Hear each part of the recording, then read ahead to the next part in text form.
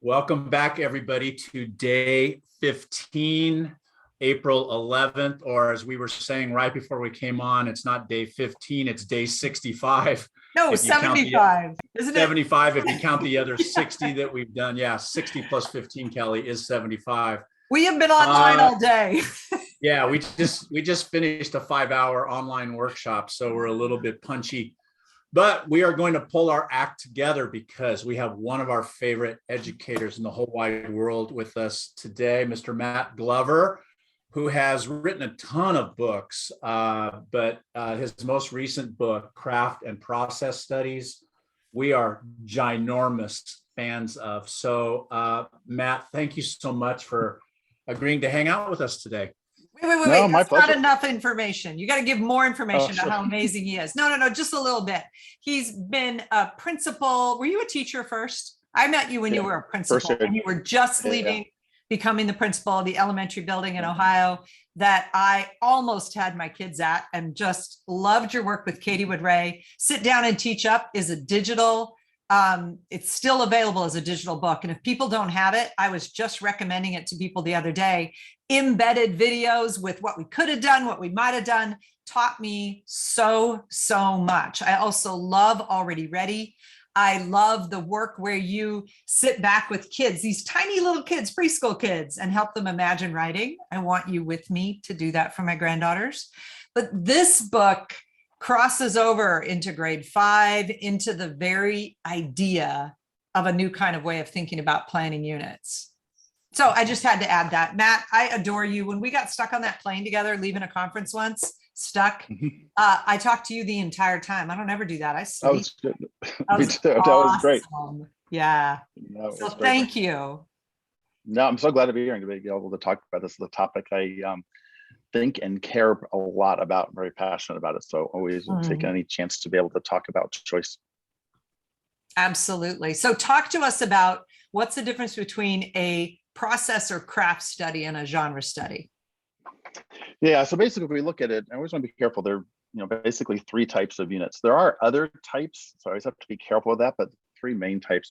In a genre study, we're studying a genre, and the way Katie Ray would describe it as a genre study is really the marriage of craft and process. If we're in a poetry unit or an essay unit, we're not just studying the craft of writing essays, we're also studying the process of writing essays. We're not just studying the craft of poetry, we're studying the process of writing poetry. So in a genre study, we're really thinking about both of those.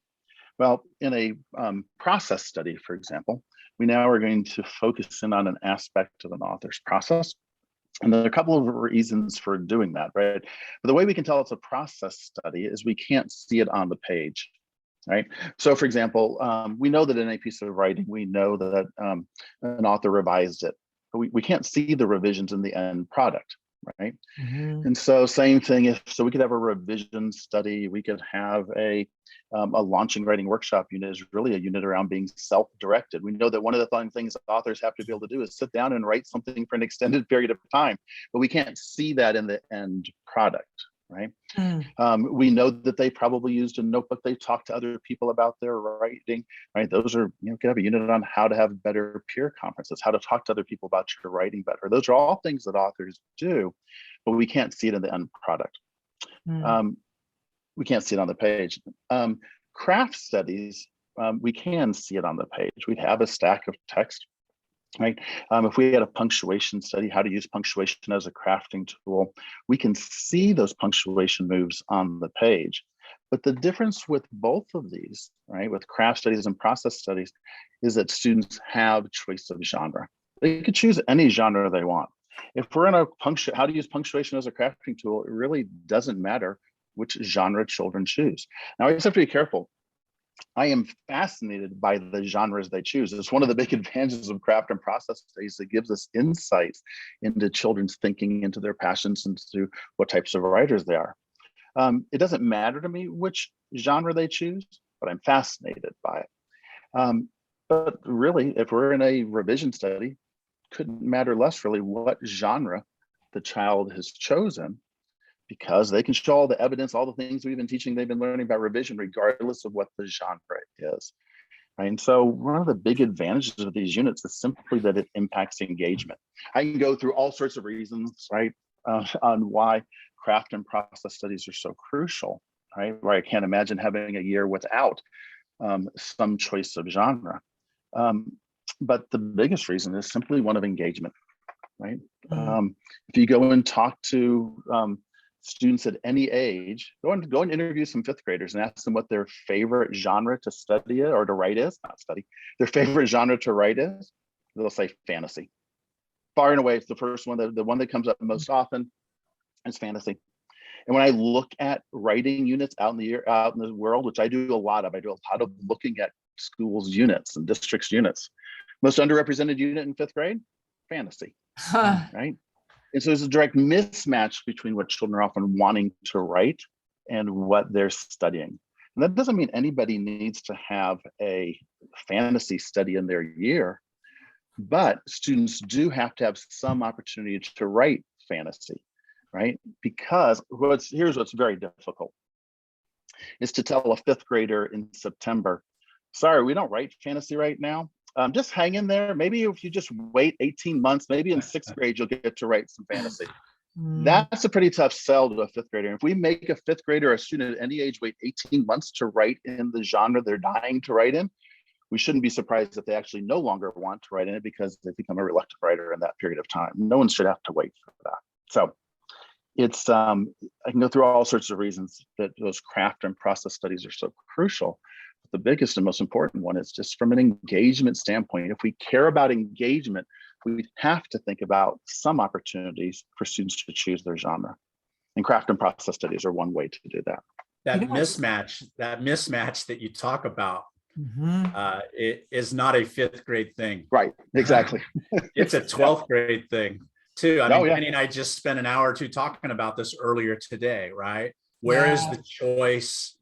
You know, we have to start with where kids are engaged and care about, but often, you know, that's not what's represented in the map of the year, you know? Yeah, and I'm wondering about that, Matt. Like when I think a process study, say, or even go to a punctuation, since you mentioned it, craft study, how long is that? Is it the length of a genre unit that's usually 4 weeks or so? You know, these can run a little bit longer. I always say, you know, I would never go longer than 6 weeks in any unit, right? At least in the elementary grades, just because you start to go 7, 8, 9 weeks, everybody is sick of it, whatever it is. But I really can't study anything in depth in less than 3 weeks, right? Especially if I have an immersion phase at the beginning and I have a celebration. I mean, 3 weeks is really the least amount of time. But what is nice about craft and process studies is they can run on the shorter end, that 3 to 4 week range, rather than that 5 to 6 week range. And what's particularly nice is, of course, you don't even have to have a finished piece of writing at the end of that, right? Because if I'm showing what have I learned about revision, this maybe is a child's chance to be able to write a long, bad fantasy story that goes on 82 characters and no end in sight, which they should have some opportunity to write. It doesn't have to be finished, though, for them to be able to show what they've learned about revision. They could show a part of a chapter, they could show a part of something, right? They can show all that evidence of learning. And so that unit could be a shorter unit, which makes them easier to fit into a year, right? It'd be different if I was saying, oh yeah, here's the 6 week unit you need to find time for in your year. Being able to squeeze a 3 week unit in, pretty easy. You know, and going off of your first thing about your fascination with what they choose, I always started my year for years with 2 to 3 weeks that was choice. We wrote about it in 180 days. They had complete choice. Our goal was to understand them as writers. What kind of process are they using? How do we get to know them? How do we set up our classrooms so that we can confer with kids effectively, so the rest of the students know what their options are? And I think that what you've defined is such a clean and clear way in this book to teach a unit on revision. What does it look like, right? And what do the students produce? That's such an important point. All the kids who are writing NaNoWriMo, whatever they're called, projects in November, and they don't get finished, and they've got 200 more pages to write, be a great time to come back with a revision study. Right. No, absolutely. And I agree with you. I mean, at the beginning of the year, I want to know my students well. And so I want to know what their passions are in terms of topics, but I also want to know what are they interested in terms of genre. I want to know who the fantasy writers are, because that's not all of them. They have different genres that they're interested in. I mean, the one I always think about is songwriting. go and ask students at any grade, right? Any, especially once you get to 4th, 5th grade, not up into high school, any songwriters in this class, every single class I've ever asked that question, there's at least one, and usually more than one. And most often, nobody knows it, including the teacher, right? And so I want to know what children, those, we want to avoid are those secret writing lives, right? Where children have these writing projects that only exist at home, right? And that are often with children who are, someone thinks is a reluctant writer, yet they're spending all this time writing songs and other things at home, right? And so just from that engagement standpoint, wanting to bring that into the classroom, I feel that's just crucial. I want to know about them. And the other thing I want to know is I want to know why they're choosing their genre. I mean, I used to always say, well, you know, they're going to, if we give them choice, they'll just all choose their favorite genre, which would be great. But actually, they have a wide range of why they will choose genres if we ever ask. But of course, you can never see. Here's what's sad about it. You can't even ask a child, why did you choose this genre today? Unless you're in a craft or process study. There are children, right? And it makes me incredibly sad, who go through 6, 7 years of school and no one has ever said, why did you choose this genre today? Why are you writing in the genre you've chosen? And they'll give all sorts of fascinating answers. I was in this class one time, and I was telling the teachers, I said, watch, I'm going to ask them why they chose their genre. And the students are all going to say, it's because it's their favorite. And as soon as I start to get overconfident, they'll put me in my place quickly, right? And so I said, first child said, yeah, it's my favorite. But then the second child said, oh, I chose this genre because my friend said it's really fun and I thought I'd try it out. So that's a lot about them as a risk taker. Another child said, I chose to write a feature article because I'm scared of tornadoes. And I thought if I learned about them and wrote about them and taught other people about them, I wouldn't be scared of them anymore. Wow. That's pretty interesting for choosing a genre. But my favorite one in the class was this child who said, I chose this genre because I don't think I'm very good at it. And I thought it would be easier to get better at it when we weren't studying it. Wow. And I've heard, Kelly, I've heard you talk about this, Kelly. I mean, that's low stakes, high engagement writing, right? I mean, there's research to back that child up. It says, yeah, I learn best when there's not a ton of pressure and where I'm highly engaged in it, right? Yeah. So they have, but we'll never even know any of those things about students if we don't ever have a chance to ask them, why did you choose this genre? Which brings in the whole conferring piece, even in high school, right? Because a lot of high schools, you know, here's the prompt, go write it, I'll collect it. And I loved your idea of the secret writing lives. Like I couldn't, you know, how many times, Penny, do you confer with a high school kid and all of a sudden you figure out this kid's a poet? Or this kid has been writing a secret novel on his own. I mean, but that doesn't emerge unless you're shoulder to shoulder with that kid, which is some of your richest work, Matt. Well, Matt, I was thinking about our work in Bangkok when we interviewed all those kids across grade levels and asked the same 10 questions. It was a genius project from their administration to ask these 10 kids, like, you know, all kinds of things. Do you write outside of school? Do you? And kindergarten all the way up through 12th grade. And that's where we discovered, remember, there was a girl who had 20,000 followers to her fan fiction. And not a single person in the school knew she wrote fan fiction. I'm like, she must write good fan fiction. I think, you know, there just is so little opportunity for kids to control all those decisions. We're always like keeping some little corner. Yeah, it's, you know, the question I've been asking lately is, what's your favorite genre to read? And then what's your favorite genre to write? And you would think that those would line up often. That's what happens with fantasy. But it's amazing that children say, I love reading this, but then they love writing something else, right? And again, it's varied across children, but I think too often, if, you know, these are all things we wouldn't know anything about unless we had an opportunity to ask children about them. Wow. So Kelly, you queued that up really nicely to look at one of his conferences. And then I went back to something else. So I know that's what you were doing. And that was very smart. I think the gift, and Kelly, you probably agree, of this book is not only the great writing, but the videos that go with it. Yeah. Now can I derail you for a moment? So, it's only fair. So Matt, you work with really young kids. How do you talk genre with them? Like, how do you make them aware of different genre? Yeah, so it's interesting. So, I work across, really, I was teaching in high school not too long ago, but primarily preschool, 3 through 8. But preschool is really interesting. They have lots of genre knowledge, right? We just often don't know it. And so I've got this, video I'm dying to show at some point. I've been showing people where I have a preschooler, and we're looking at a page of a book, and I just said, read this page to me as if this was an informational book, a book that teaches about something. This is a 4-year-old. And the reason I can say that is we had spent some time that year, they've been making books all year, and we had spent some time thinking about how we weren't requiring anyone to write informational books, just 4-year-olds, but a lot of children were, because we've been talking about what do informational books sound like. And so this little girl, Andy, right away, she says on this page from Red-Eyed Tree Frog, she says, frogs' legs are 20 feet long and they can jump across a pond. That's fascinating what she's doing there to make that sound informational, because she's saying frogs, not this frog. She's generalizing across the topic.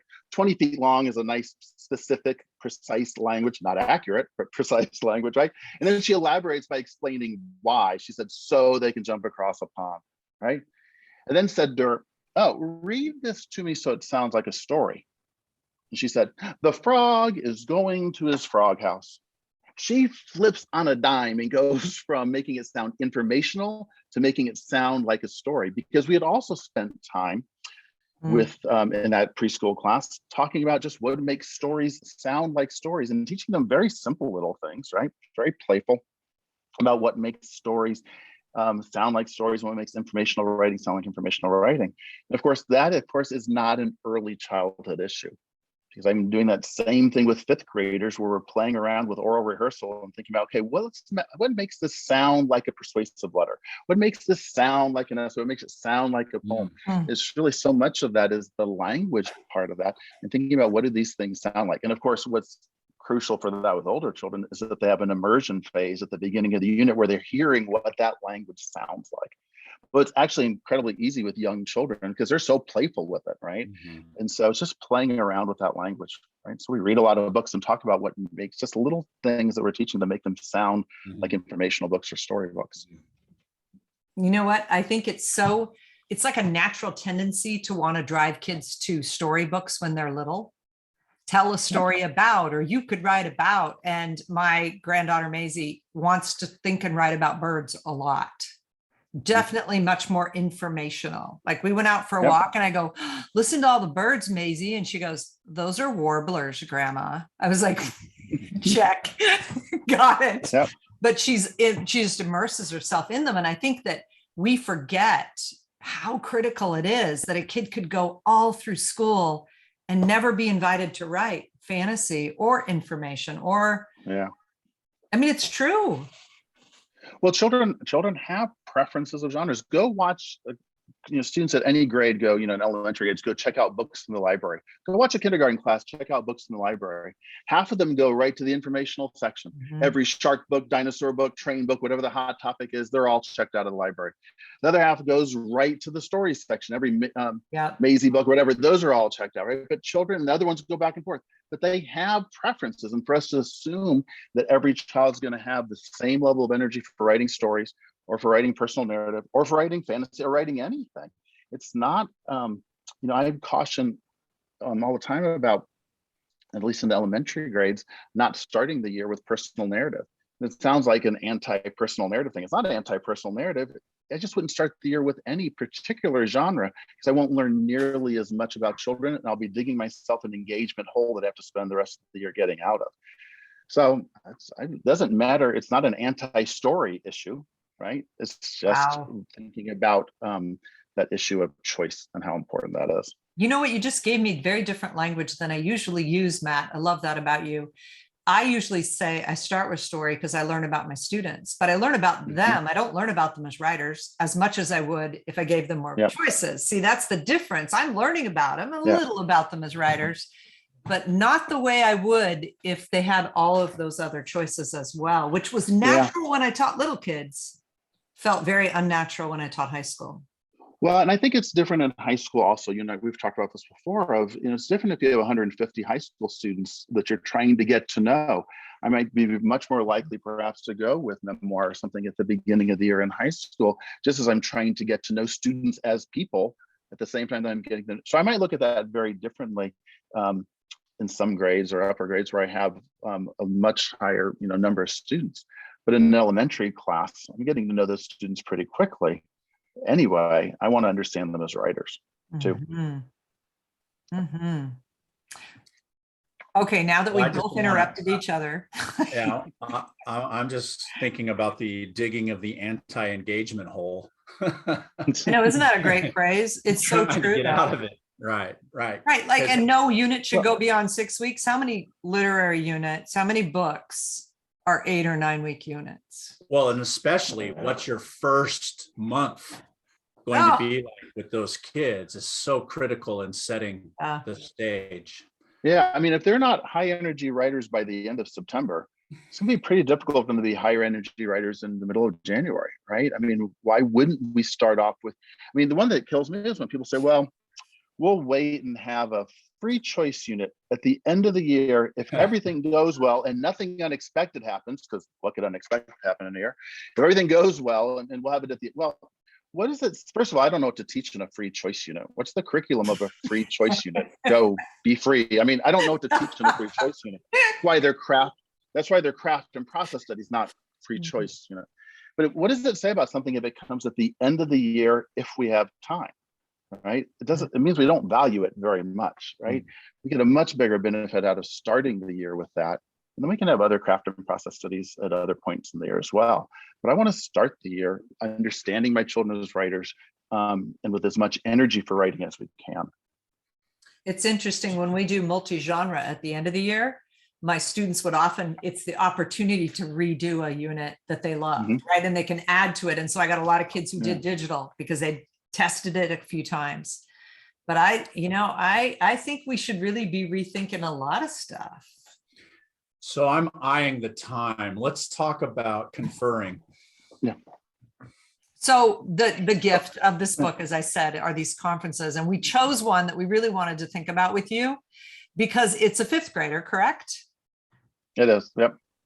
And he is you're actually teaching him how to use this notebook. And one of the things I love about these is the way that there's a little bit of commentary from you on either the start or the end on what matters in this conference. And so I'm going to start there and then come to a pause when the conference starts. Even though Jack is in an essay unit, which is a genre study, the strategy I'm teaching him would help in any unit of study. Learning to use your notebook as a place to write about a topic, to discover what you know and think about it, is a common teaching point in a unit on using a writer's notebook. I love the idea of a unit on using your writer's notebook. Now, you said to move ahead to 310. Tell us why. Just at the beginning of that conference, I don't know him. We're talking about this essay that he's working on. But then towards the end of that kind of research part of that conference, I just asked him, what is your next essay going to be about? Right? Because he's got this one pretty well planned out. He's right. I could teach into that essay.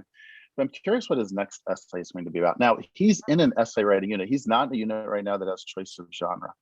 But if we think about this for a minute, that if he was in a unit on how to use a writer's notebook, it wouldn't matter what genre he was choosing, because there's going to be a move that I'm going to make here that will actually make conferring and craft and process studies a little easier, right? So if you want to play there, we're going to go to this part where I'm going to help him think about how to use his notebook to help him find ideas.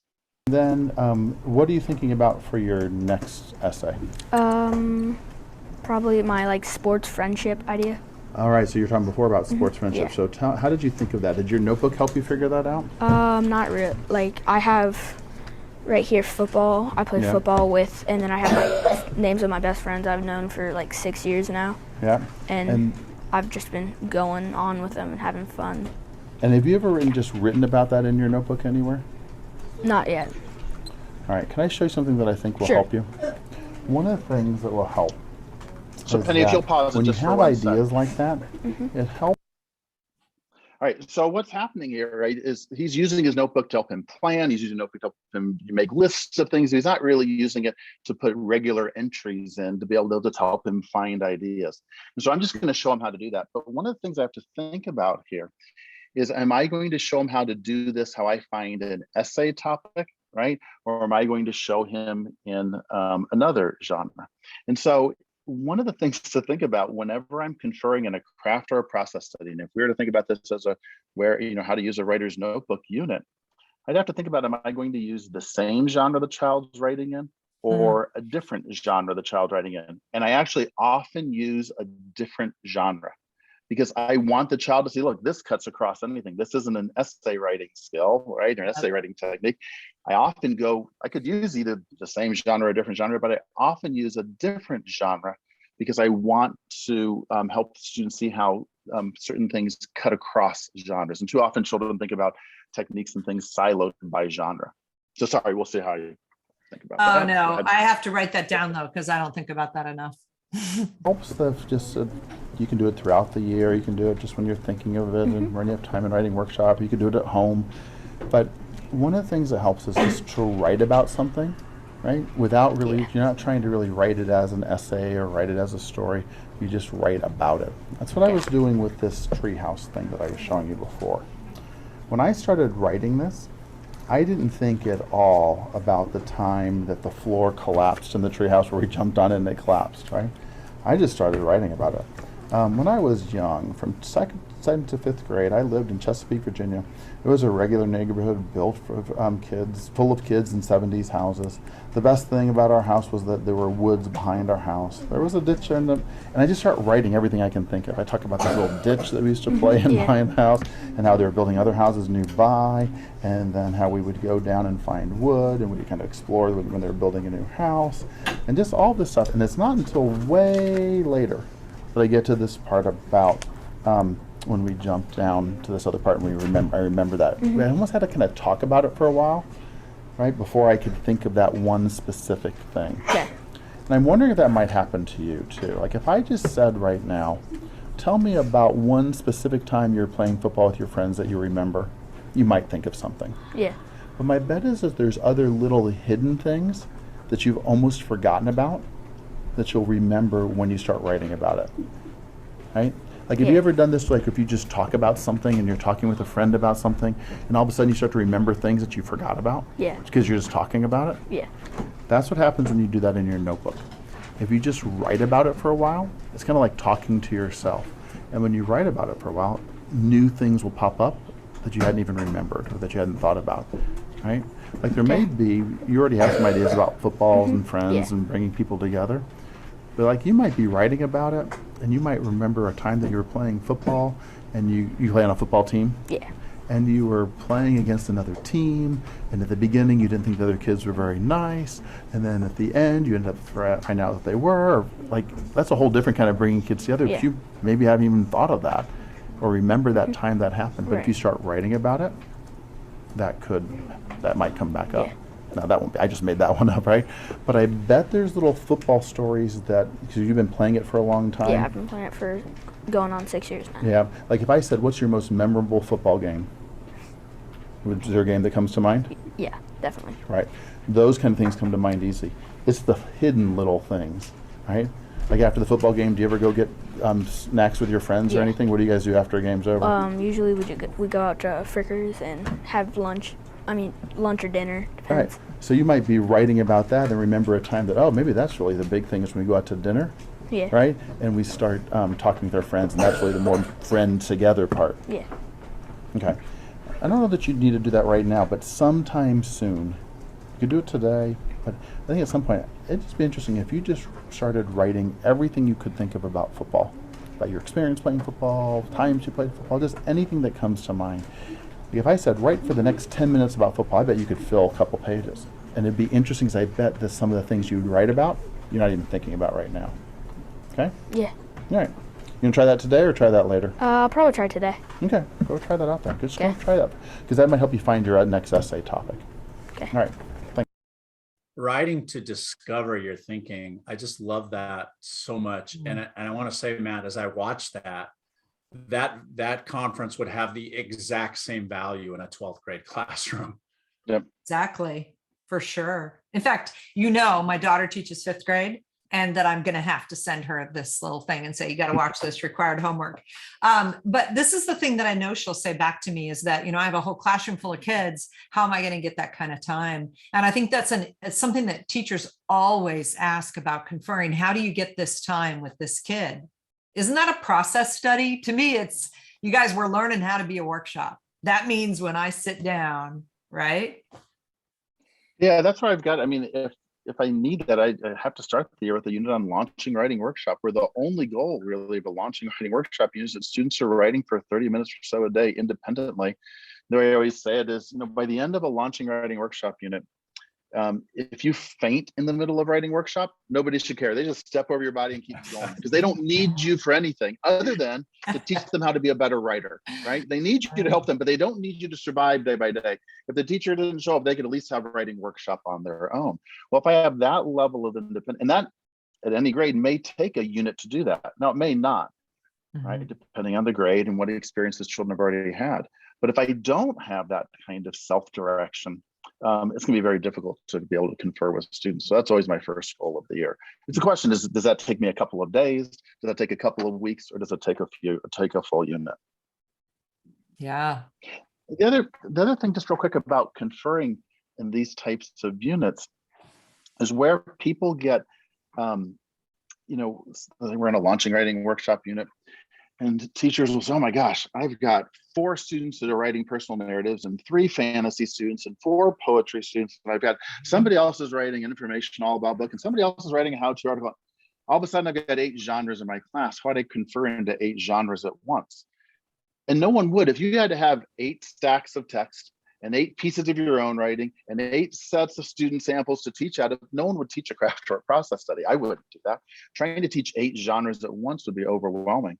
It's actually much easier because I don't need any samples of whatever genre the child's writing in, because whatever I'm teaching shouldn't be genre related. As soon as I have to think, oh, you're writing a how-to article, I want to teach you this, I have to go get a how-to article, it's too genre specific of a teaching point. It won't be related to the unit goals. Our unit goals in a craft or process study aren't related to the genre.